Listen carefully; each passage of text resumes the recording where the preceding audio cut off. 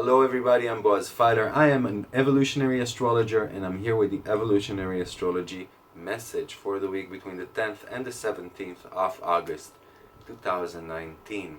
This is where I talk about celestial transits that affect us all zodiac signs, and how to better cope with them over the coming week. I try to keep it as short and brief as I can. On contrary to some other astrologers that I know and love.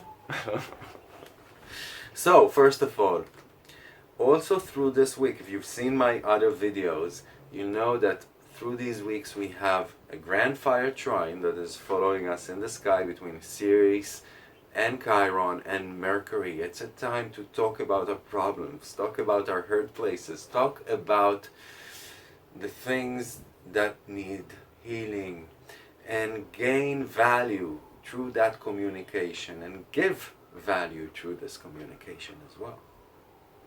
That's on the one hand. On the second hand, we have Mars and Juno walking hand in hand throughout August. And that puts a kind of strain and stress on any long-term relationship.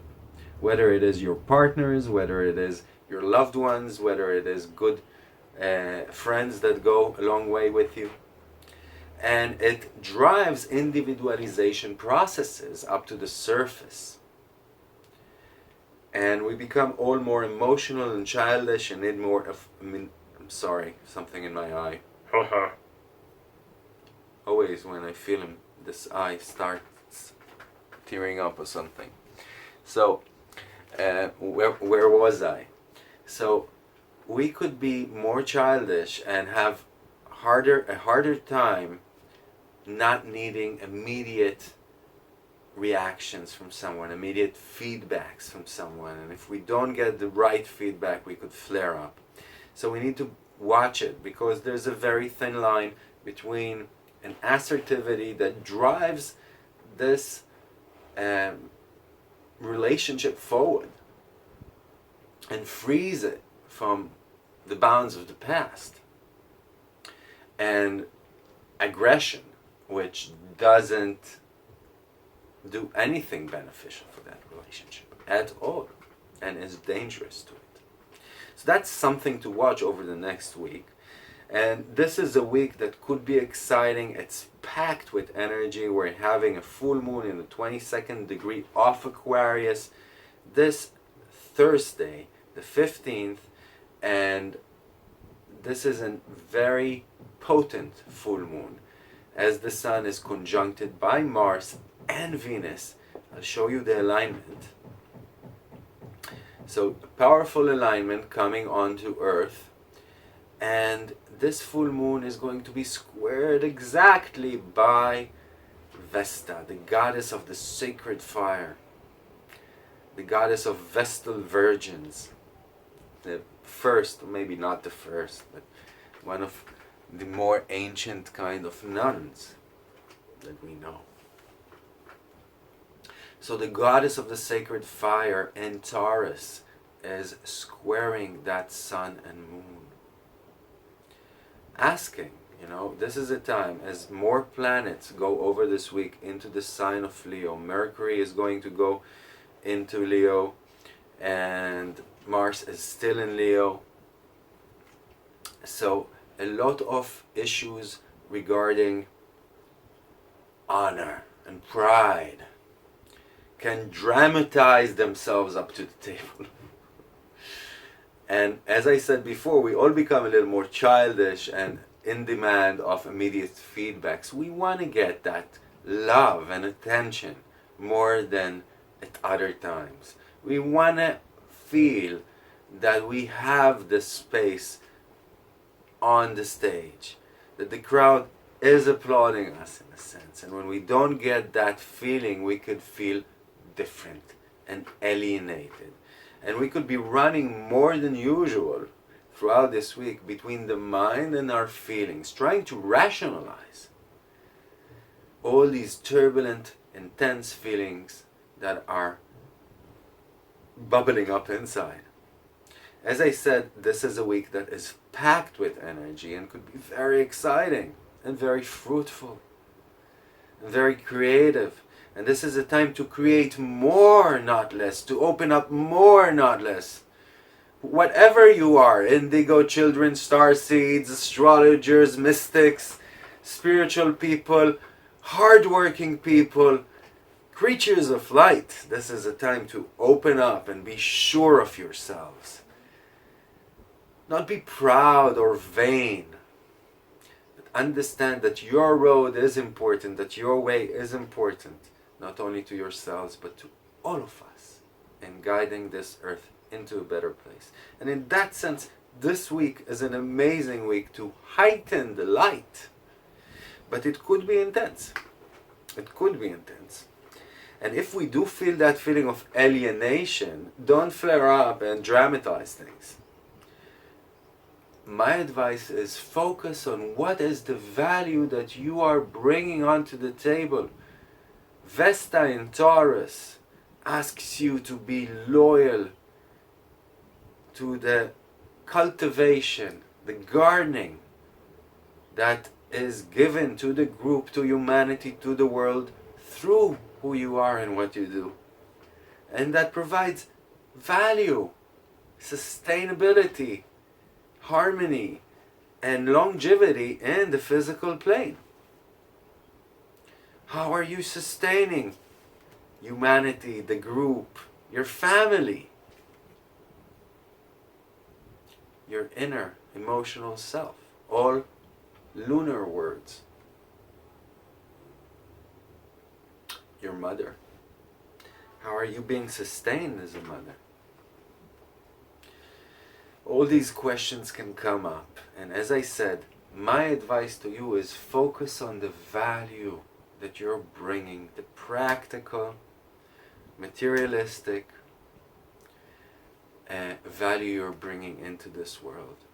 It's about our bodies, it's about food, it's about drink, it's about living in this five senses world and interacting with it in a way that provides that stability and that harmony over a long period of time. And we could be asking ourselves this week more than before, what are the needed actions that we need to take? What are the liberties that we need to conquer? What new roads are we to pass forth through if we do want to bring more satisfaction into our lives? Satisfaction from who we are. So that's about inner self-value. And satisfaction from the relationships that we interact in and lead. What are the actions? What should I be doing differently? A new way should be conquered in order for me to actually achieve what was so much of a challenge for me in the past. What was so much of a struggle in the past. How could I make it tranquil and harmonious and stable in my life? So, let's go down to the days. The 10th, Saturday, great day to go outside vacationing. Take this life as an amazing adventure, as the moon is going to conjunct Jupiter in the sign of Sagittarius. And the sun trines them all. Happy, happy. Joy, joy. Enjoy it. A lot of energies because Mars is going to be trining all of that as well. So, Sunday the 11th, Mercury moves into Leo, making us all a little more dramatic and in need of the stage. And Jupiter stations finally stations, and the moon is going to square Chiron from the nighttime onwards. So it's a kind of a sensitive day, and especially with things like honor and pride. As this week progresses, watch it more and more. On Monday the 12th, kind of a somber energy, and Uranus is turning retrograde as well. You know, all this August, we thought that Mercury retrograde was behind us. We wanted communications and planning to be better. But the higher octave of Mercury, Uranus, is turning retrograde. Not only that, it's also squaring Mercury at the end of this week. So forget about smooth communications. Expect malfunctions in your devices and schedules, and give yourself more time and more grace and much more tolerance than you usually do. Explain things more carefully and make sure you get things right, that you are understanding things right. So yeah, Monday the 12th, kind of a somber energy. Don't be harsh judges on that day. And on Tuesday the 13th, kind of not stable emotionally and too dramatic. So watch that, especially with your verbal communication. Also with your way of interacting through this world at that day. For you astrologers out there, Moon opposition Mercury, Moon conjunct Pluto in the sign of Aquarius. So, I mean, the conjunction itself happens before it moves to Aquarius, of course. Wednesday, the 14th, that's the day that the Sun is in superior conjunction with Venus. It's a whole alignment, you know, Mars is out there as well. And this is a great time to make a calibration, a great time to make a visualization, a ceremony, thinking of how to progress greater value and satisfaction in our lives, in the realms that I talked about before, my inner realm and my relationships. And Venus is in charge of our relationship in general with the material plane. So we're talking about better financial stability and sustainability as well. And better health, bodily health. All my interaction with my 5 senses. This is a time to actually decide where you want to see yourself regarding that interaction in 6 months, in a year from now, in 2 years from now. Set your goals, set your aims. Here it comes. And we have this building of energy up to Tuesday the 15th. We're hitting a full moon in the 22nd degree of Aquarius. I talked about it before. I'm not going to go over these things again. And then Friday the 16th, a lowering of energies, still strong energies through the first hours of Friday, but it cools later on. Communication wise, not a stable day. This is the day that Mercury squares Uranus exactly. Be more careful and tolerant with your communications as well, and careful on the roads.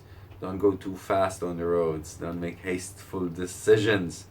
And then Saturday is the moon in Pisces and conjunct Neptune and squaring Jupiter. I would say, you know, this is a day to be gluttonous and enjoy and just lay on the couch and see a good movie or read a good book, or go down to the stream and take a dip and maybe, you know, do some vegetables on the fire later on around and sit under the stars, or go down to the seaside, or just anything, you know, that you could wallow in and be more passive and enjoy your time and feeling of unity with this world, and or disconnection from this world, you know, that fuzzy bubble that you've been waiting to dip yourself into again. Saturday is going to be a good day to do that, to walk into fantasy and imagination. And on that very optimistic note, I wish this is going to be a magical week for you, and I want to thank you for sharing these videos and commenting on them. And may we all live long and prosper. Bye-bye.